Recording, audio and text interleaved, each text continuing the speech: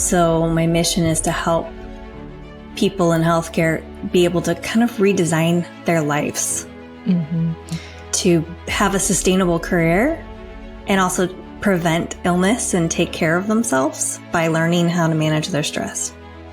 Welcome to Mastery Podcast with Dr. Sass, formerly A True Goddess Podcast. I am your host, Dr. Sass. This is a podcast where we awaken you to express your true essence. My intention is to lead humanity to flourish as true divine beings, living an empowered and abundant life, inspiring each other to expand our authenticity, master our lives, and rise to confidently live our true purpose. Get ready for an exhilarating episode of the Mastery Podcast with Dr. Sass as we introduce you to the remarkable Karen Doiron.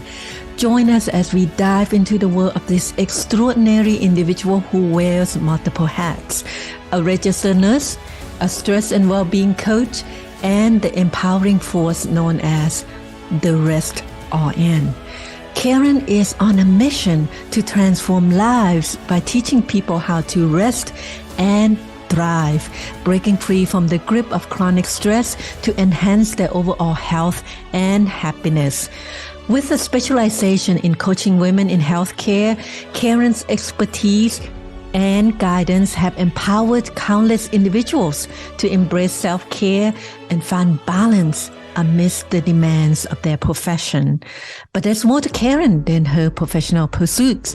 When she's not coaching or tending to patients at the hospital, you'll find her basking in the joy of spending quality time with her loving husband and 4 children. Karen has a zest for life and enjoys great conversations with interesting people, good coffee, good food, naps, and spontaneous dance parties. Without further ado, let's dive into this captivating conversation with our special guest, Karen Doiron. Welcome to Mastery Podcast by Dr. Sass. Karen, welcome. Karen is a registered nurse and a stress and well-being coach. And as the Rest RN, R-E-S-T, she teaches people how to rest and thrive, changing patterns of chronic stress to improve their health and happiness. Welcome, Karen. Thank you so much. Thank you so much, Karen, for being on this podcast. And welcome. How are you today? Here. Thank you. Really well. Yeah, It's a beautiful day outside, so I've gotten some outside time, which has been nice, and excited for our conversation. Awesome. Me too. I know we talk a few times, but can you tell our listener a little bit about your background, where you grew up, and how you end up becoming a Rest RN? Yes, of course. So I grew up in the Seattle, Washington area, and I went to another school in Washington State for college, got a degree actually in French and international relations, started working in nonprofits. And when my oldest son was 6 months old, decided to transition into nursing. So because I was working actually in community relations for a small cancer treatment hospital, and I just really fell in love with healthcare and nursing. And so I went back to school and had to do all the science prereqs. And so did that. It took about a full 6 years for me to go through all the prereqs in nursing school. We moved, had 2 more children. And when I graduated with my LPN, I went into long-term care as my first job and loved the patient population, loved the mission of taking care of people, but quickly burnt out, and because of the demands of the job. And I also just think I was already burnt out from nursing school, just exhausted, and then going into this new experience of nursing, and just constantly going and never shutting off. And so I lasted in long-term care about a year and then went to family practice for a small amount of time and went back to school for my RN. And after I got my RN, we moved again. And at that point, I knew I wanted to work in the hospital.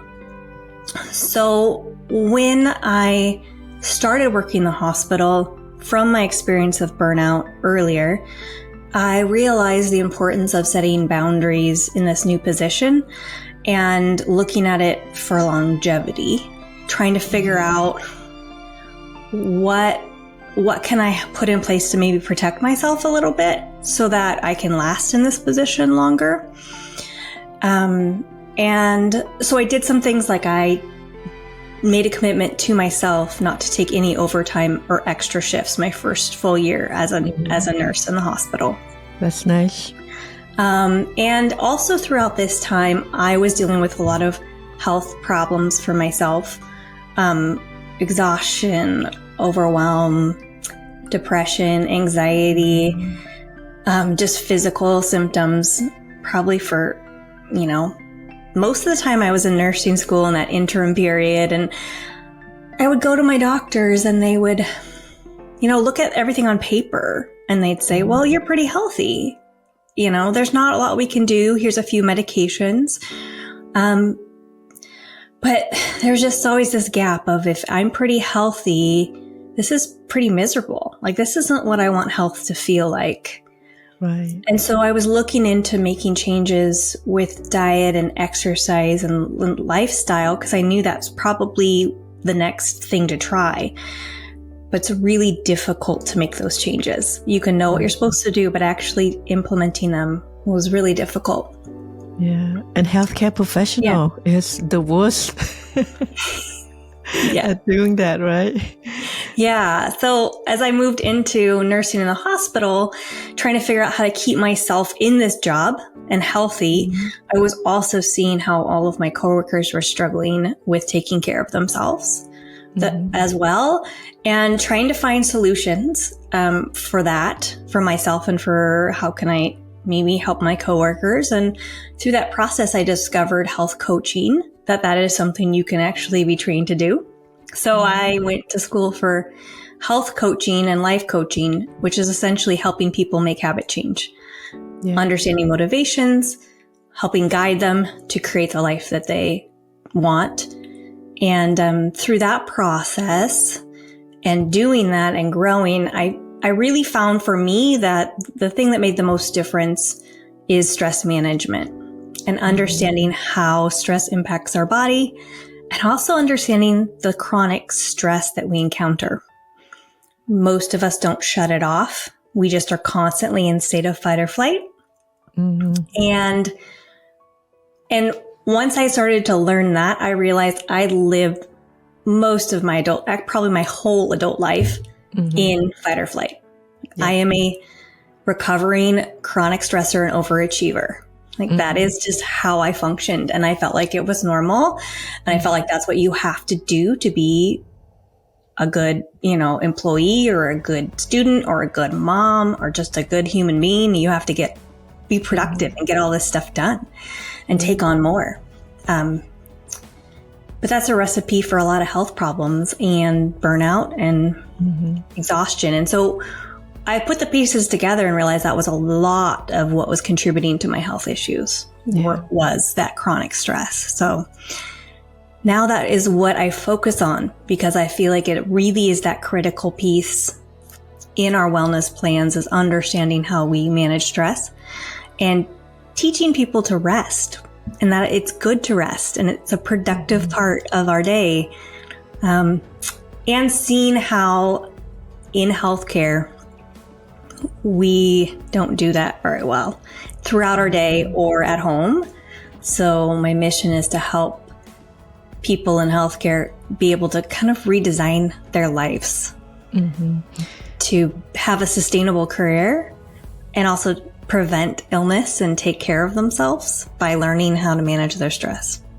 Yeah, beautiful, beautiful. That's actually similar to the way I found out that I was like the chronic stressor myself. And many people don't know.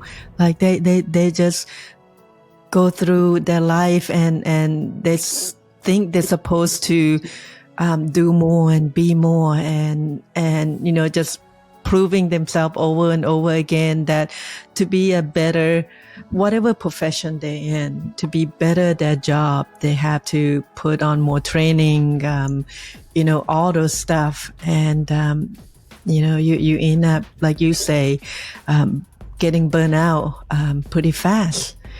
And because, you have life outside of work, you got kids, you got husband, you got family, and yeah.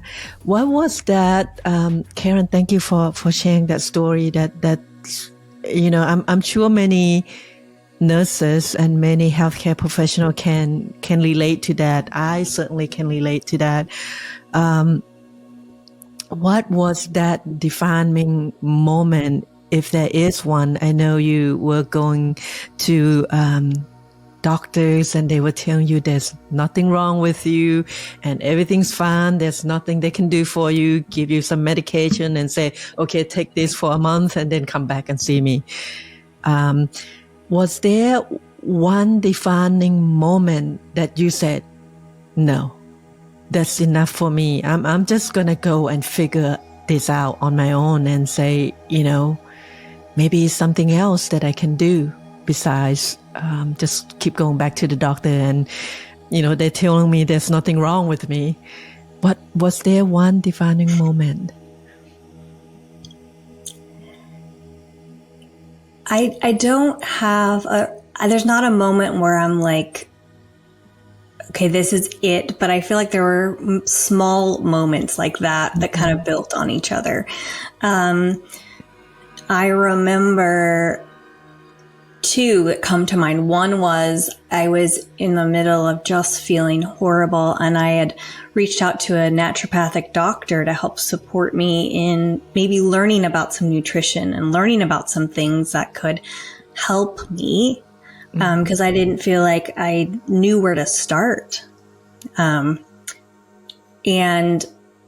she, I think, had mentioned, well, I think you really would do well to not eat these certain foods, but I can tell you don't have the capacity to take that on right now.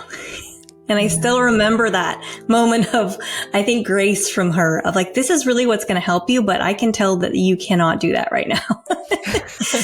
And looking back at that, in her wisdom, I see that I really was in such a state of exhaustion, overwhelm, and stress. I really didn't have the capacity to make any new changes. And I think that's what keeps a lot of people stuck in our wellness, is that this chronic stress is just weighing us down, and we don't have that extra energy to make the changes we know we want to. So I remember that. And then I remember at one point, it was like a few years later, I still remember that conversation and saying, you know what, if not eating cheese or eating cheese is keeping me, because one of the things she mentioned was dairy. We probably could try giving up dairy. I remember thinking, okay, if that's what's keeping me, one of the things keeping me from feeling good, like, is it really that important that I hold on to it? And so I think I decided the day before Halloween, just on the moment of like, I got to do something, to go and do essentially an elimination diet, and was able to maintain that for a while and felt amazing.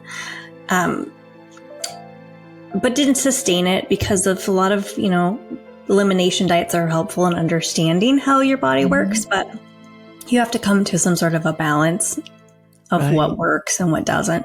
And then I read an article from the American Nurses Association, probably about 4 to 5 years ago. And it said that nurses are one of the most unhealthy professions in the nation themselves. Wow. And for some reason, that just really like lit a fire under me. I just did not feel fair that here we are giving so much to our patients, and nurses work so hard throughout all their day and work so hard to get to where they are. Almost people in medicine do that in general, right? Anyone in healthcare has worked hard to get there, and they work hard every day. And I'm just being so frustrated of why aren't we able to take care of ourselves? Like that's just seems so unfair. Right. And that's been kind of a driving force for me in my work. Is like, how do I make this, how do I start changing that for nurses and people in healthcare? How can I make it so that that's not the case, because we deserve to be healthy ourselves? Yeah, exactly. That's like a big thing to take on, right? To help nurses and healthcare professional in general be healthy and stay healthy. And our job as a healthcare provider or healthcare professional is really demanding, and you work so hard to get there. And again, you feel like you are a professional. You deserve to be treated like a professional, but you treat everybody else. And then, it's like being on the airplane, right? They said if something happened, you put the oxygen mask on you first so you can, assist other people. But now you keep assisting other people, and you running out of oxygen. And that's where burnout come in. And thank you for sharing that. And a lot of professionals out there, they know they're unhappy, but they didn't take the time like you did to figure out why they're getting that burnout and figure out how to find the solution for that. But you did, and you have the solution for other people who maybe going through the same thing that you had been going through. Thank you for that.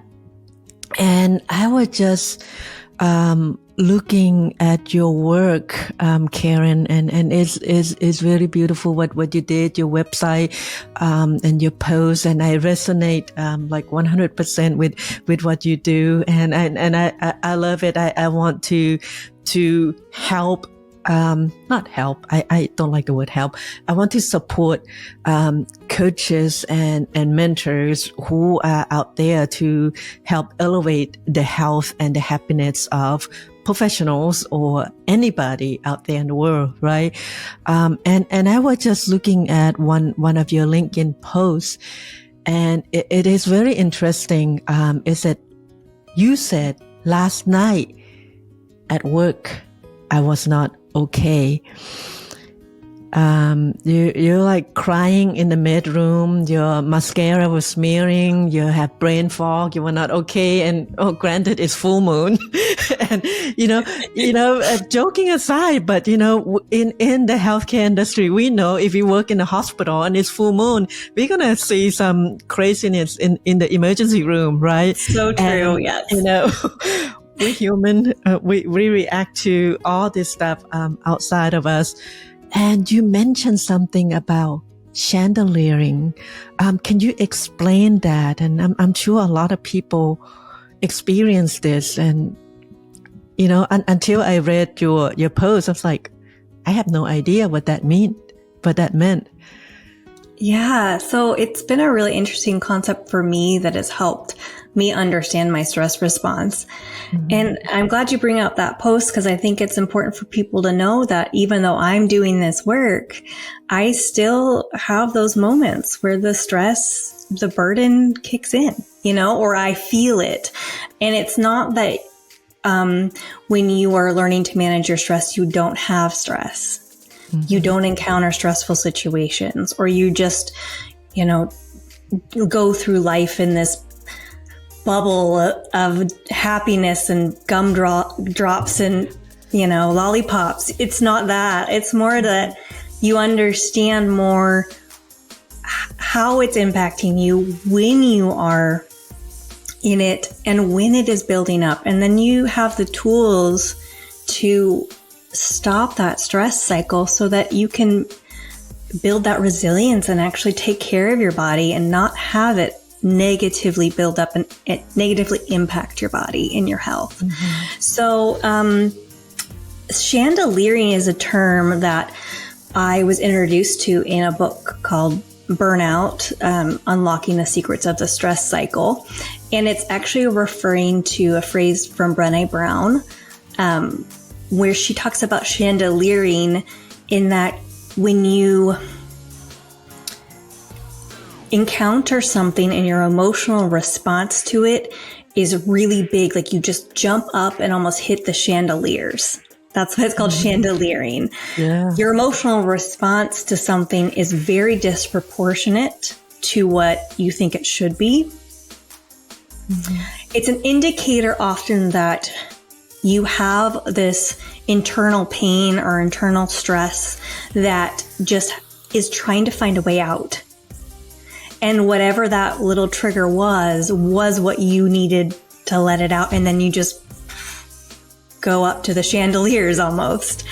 And so in that situation that I wrote about, it was this moment where I was encountering the normal stress of taking care of patients, and I was advocating for a patient, and I was communicating with one of my coworkers, and she had said something that was just triggered, and it just all came out.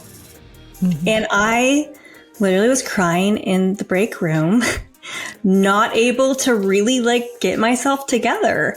Mm-hmm. And before I would have probably been really embarrassed and felt almost shame for having that response. Like, why can't I get it together? Why can't I, control my emotions? Why can't I figure this out? But now I understand that was just my brain and body saying, hey, you've met your quota. Your stress burden's really high. Mm-hmm. And my body and my emotions are trying to complete that cycle to kind of almost get back to a good baseline. And that's how I chose to react. That's one of the things that I know is a good indicator for me that I need to take some more time to really rest, to reconnect and restore for myself, is when I have those moments of, why am I crying? And everyone responds differently, but that's something that has been really informative for me. Yeah, I'm sure a lot of people respond that way, and they just, don't feel like, they feel like you say, maybe they were shameful, or they're like, what is wrong with me? Why do I react to this situation this way, right? They don't understand why this is happening. And it's like, it makes no sense. So they kind of suppress it until things happen again and again and again, right? And then it's like, you don't want it to explode to the point where you in a bad position. So this is where you come in, you educate nurses and healthcare provider, because they it's stressful to work.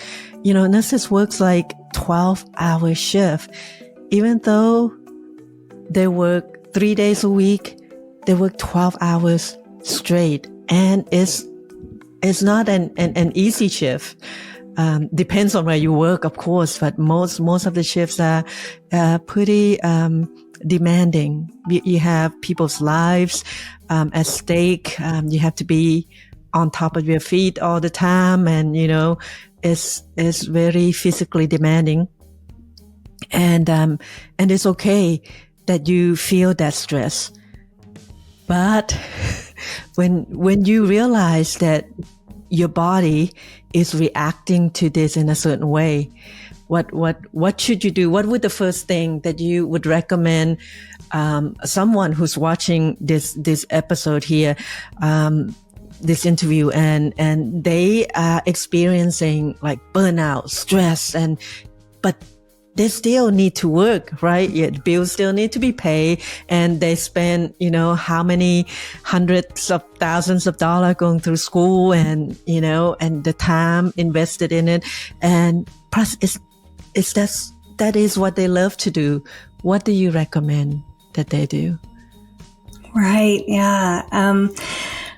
So I think in those situations, understanding your stress response and learning to take care of that will really benefit you in allowing you that space and that clarity and extra energy to maybe do what you need to do to take care of yourself. And also if you are in a position where you're trying to make a decision, like you're not happy in your current position or in your current workspace, or often we just sometimes we just run away from that because we don't know what else to do. We're in that state of fight or flight, and we're going to run. We're going to fly away. Learning to manage your stress response will allow you to start to be able to maybe make some decisions from that place of clarity and rest, and see more options. And maybe there are a lot of options available to you in your current position, but you're just not able to see them because you're in that really stressed state. So it's really a critical thing to do so that you have just even that little more energy. How I teach a basic framework for people: rest, reconnect, and restore. And so this framework helps people look at their just general activities and how they're addressing their wellness, and maybe at the end of the day, making sure they're doing something in each of these pillars. But it also can be something you can do in the moment. So if you're in that moment of maybe you are chandeliering or crying in the break room, or just frustrated and ready to be done, rest would be the first thing. You need to take space. You need to take a step back, appreciate the power of a pause. So you do need to maybe find a space away from other people, or go on a walk outside of your building. Maybe you'll need to take a day off, right? Just take that space to rest. And then reconnect to your body, meaning start listening to what your body is telling you. Are you crying? It doesn't mean you've maybe emotionally you failed. It could just be that your body is trying to express this built up emotional load, and it just needs to get it out. Or maybe in a moment you could also listen to your body, and you might be really hungry. Like, we forget to listen to our body when we're stressed. We're really good at turning off the signals. So do you need more sleep? Maybe you haven't slept well in the last week, and that's why this incident is really difficult to deal with. So what does your body need? So reconnecting to your body, and then restoring, meaning finding something that brings you joy or creativity or connects you to your sense of purpose, or something that brings you the sense of meaning. That could be as simple as like hugging a family member or a pet, like connecting with something that is important or someone that's important to you, or listening to your favorite song, or, dancing and moving and having fun, and playing, going and playing in some way that like you can as an adult, So it's kind of it's a way to look at how to really take care of yourself, and all those things help complete the stress cycle and stop the stress cycle. So you're really helping your body process that stress from lots of different ways. And then just helping to build, or helping your body to stop the stress cycle so that you really can then decide what your next step is going to be. Right. Kind of get that clear mind, right? You don't have a clear mind when you going through fight or flight. Your body just like, trying to save itself pretty much, right? I remember years ago, I used to do that too, talking about chronic stress, being a single mom, raising 2 kids, and I'm like, I'm it, right? Hardly sleeping and stuff like that. And that's kind of how I, slowly found my way out. I was probably chandeliering.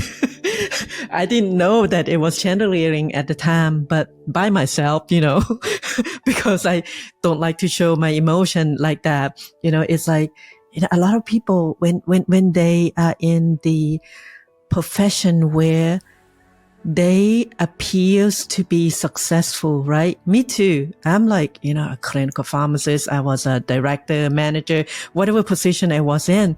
And I was like, I cannot show that weakness. Mm-hmm. I cannot be that. I can do it all. A lot of women especially will do that. But you said, and that's when, and I noticed it too, when I start resting and when I start taking care of myself, eat healthier, I'm like a completely different person, right? And then you actually slow down and then you think. And then, like you said, Karen, we make better decision when we have enough rest, when we connect and stuff like that. And we were talking before and we were like, nobody should be giving you permission to take care of yourself. You have the permission to take care of yourself. And it's okay. We are here both as healthcare professionals. I'm a pharmacist by trade. I'm doing this full time now, but it's like you don't need somebody else to tell you that you need rest, that you need that break. And with that said, it's okay to tell people what to do all day long, but what they're gonna ask you is like, so how did you do it, Karen? You have this different chandeliering moments. This is like my favorite words now. And how did you rest? What does that look like for you? Did you take a break for a few days, a few months? What did you do? Yes. So, I think I do take more breaks now. Give myself space when I notice signs for myself that the stress is building up. When I was working full time, we would put in for our vacation requests, and I would always put in for the most that I could. And whatever I got, I would take. And most of the time we didn't travel or do anything on my vacation. It was a staycation. I just stayed home, and kind of recovered during those times and took care of myself, which is really important. How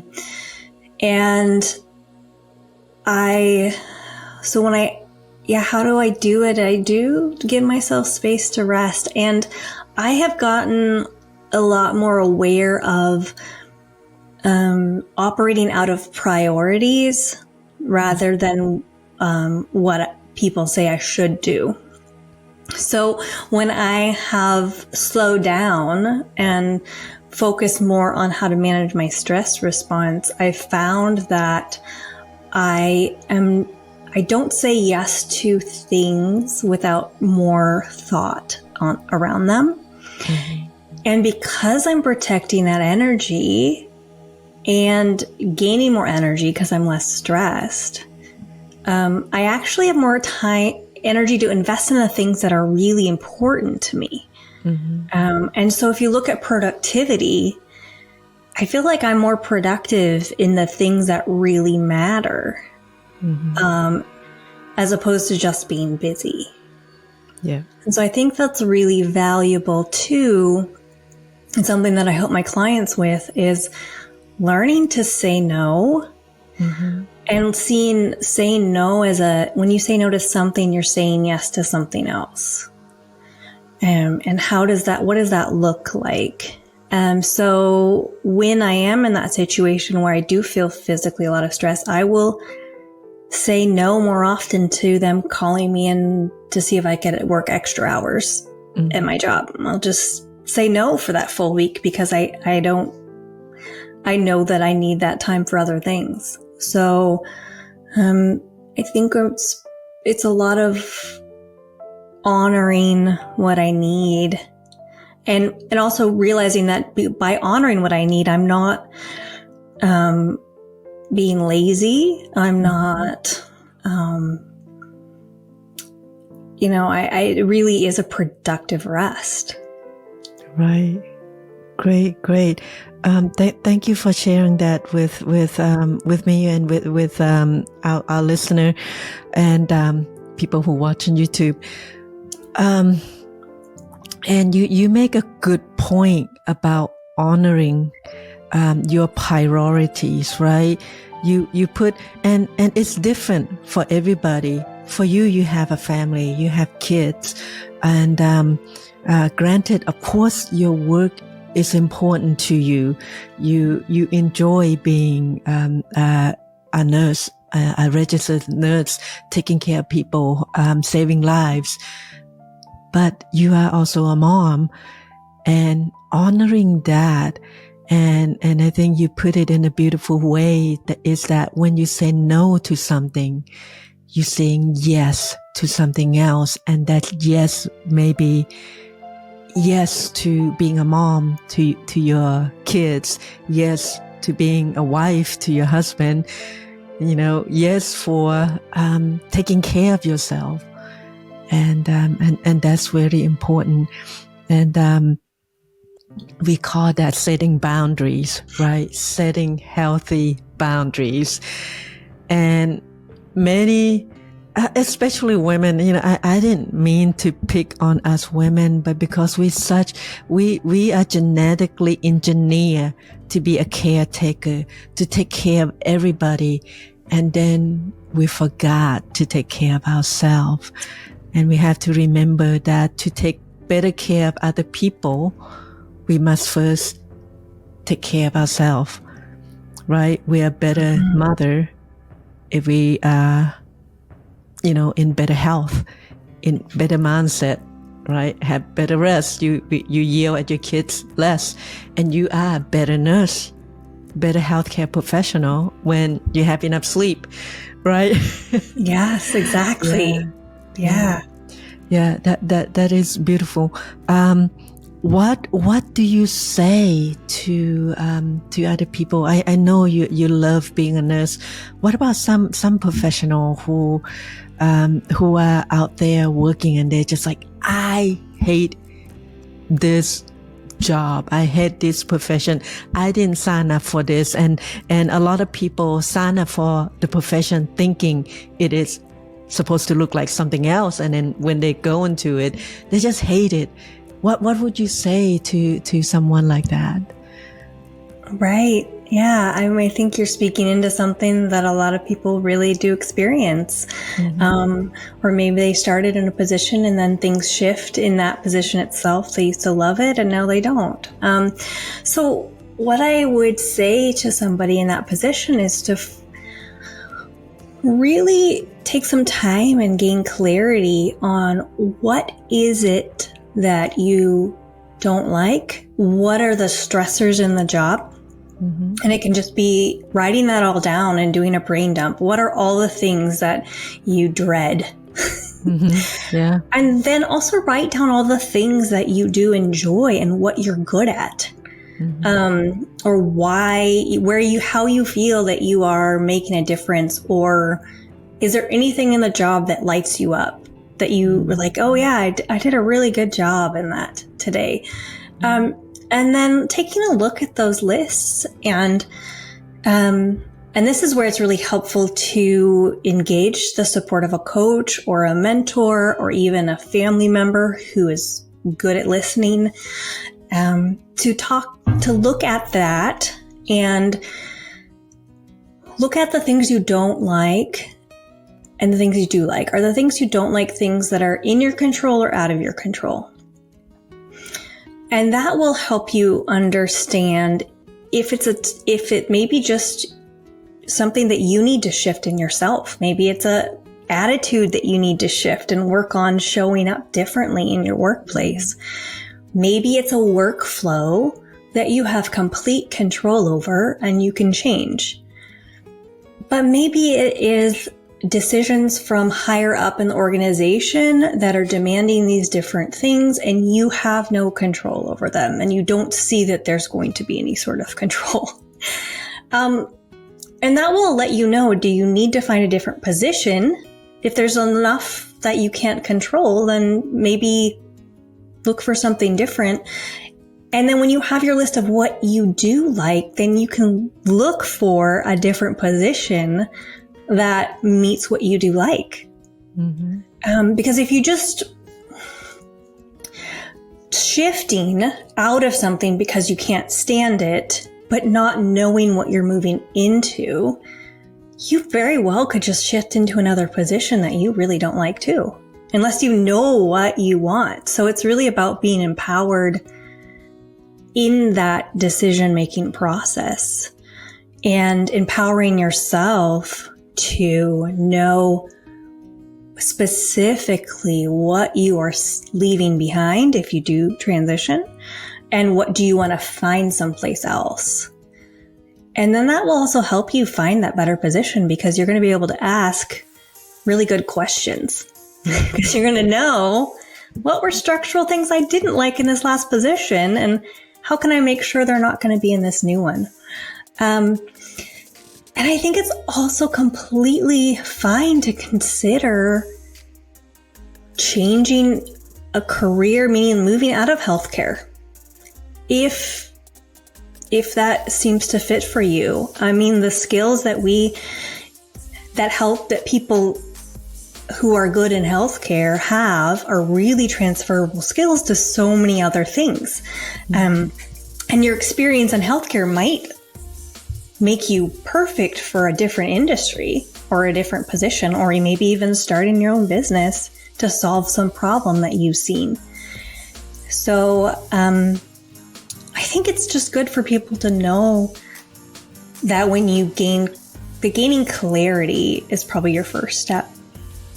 And then being okay with maybe starting to create something different for yourself. Mm-hmm. Yeah, beautiful. That's what you did, right? You gain some clarity and you create something that you love to do, on top of being a nurse, which you also love to do.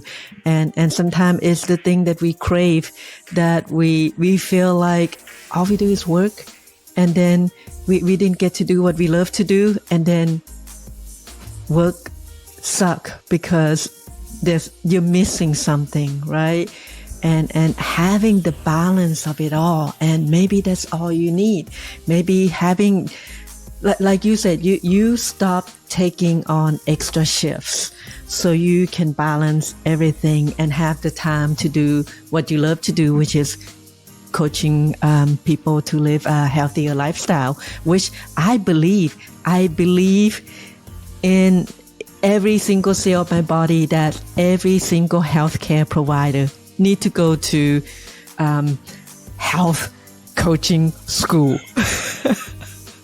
I mean, they need to know nutrition. They need to know self-care, self-love, and all those stuff. And it's funny that the profession that needed the training the most and is the one that is in the forefront, teaching people how to have a healthy lifestyle, but they've never been trained to do it. How can you do it? You know, I've seen doctors, nurses, pharmacists, and you name it, everybody in healthcare feel a lot of them overweight, unhappy, unhealthy. I mean, and it just shows in how they show up, right? I mean, you show up, I'm sure, very happy, you know, and I'm sure your patients just love you. And how we show up in our workplace translate to what type of work environment we have, right? And it contributes to that chandeliering moment. Oh, true. Yes, because, and sometimes that just might be the shift that people need, is to take care of themselves so that they don't feel like their work is all they have and that their work is really taking over their lives. You know, when we take care of ourselves outside of work, it empowers us to build that life that we deserve. And I think then we interact differently at work too, because we learn the value of our own health, and we operate in ways that are a little bit different. Like, we will make sure we take our lunch break. If we know that eating a healthy meal or having that time allows you to not be as stressed throughout the day and focus better and actually take care of your patients better because you can think clear. When we experience that that's the truth for us, then we will change our habits at work as well. So I think you speak into something really important, that knowledge does not equal habit change, right? We are in a almost information overload in our environment, in our culture. You can Google anything and find answers and details, but we still don't implement all the knowledge. And same thing with healthcare providers. We take care of patients who have horrible side effects of preventable illness. We see it. We probably know more than most people how devastating preventable diseases are. Yet we're on the same track. That's right.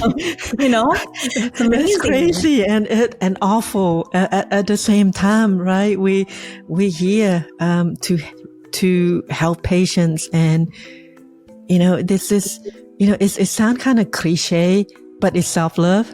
Self-love is not selfish, right? You take care of yourself so you can take better care of your patients. And if you are a good example, you know, your patient's going to listen to you, right? Nurse Karen said you must take your lunch break. And she does, so she can take better care of me. So I'm going to take my lunch break. so I don't stress out, right? Right. Yeah. Yeah. Stuff like that. Thank you so much for sharing this.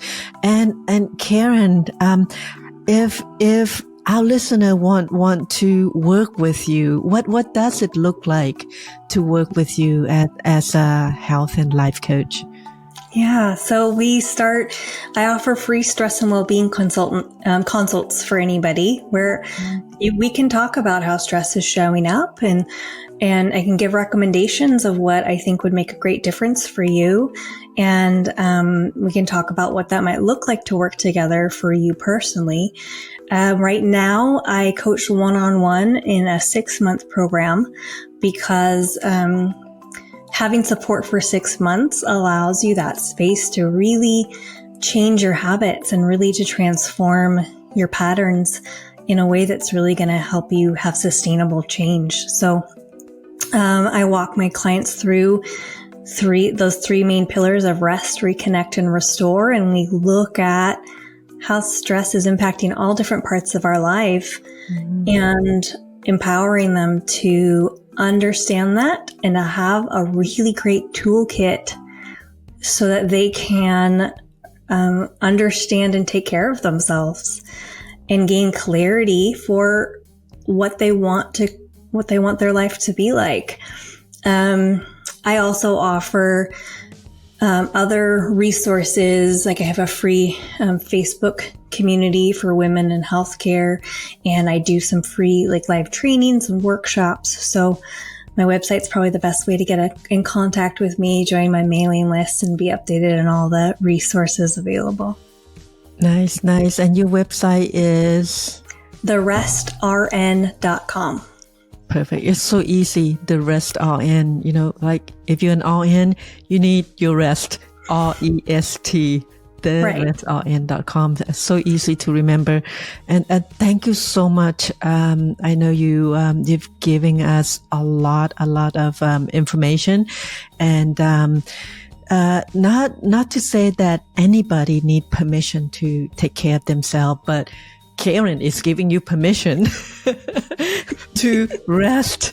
And if you feel like you don't want to take on that extra shift, you are empowered to say no. Exactly. Listen to Karen. She knows what she's doing. Yes, you have permission. If I need a nurse and I'm sick at the hospital, I would love for you to be my nurse. Oh. Yeah, so, you have such great energy. You are, I can tell, a very compassionate and loving person. And no wonder you went into nursing. And thank you for doing that. Thank you for being on this podcast. And you're giving us so much, our listener, what to do when they feel stressed and stuff like that. What are your wishes? If you have a genie in a bottle, and I say you have 3 wishes to ask the genie in the bottle, what would those be? Oh, this was such a fun question to think about.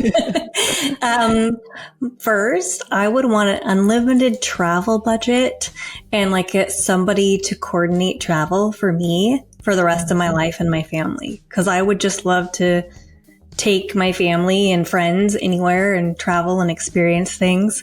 And not really have any barriers to that. I think that would be amazing.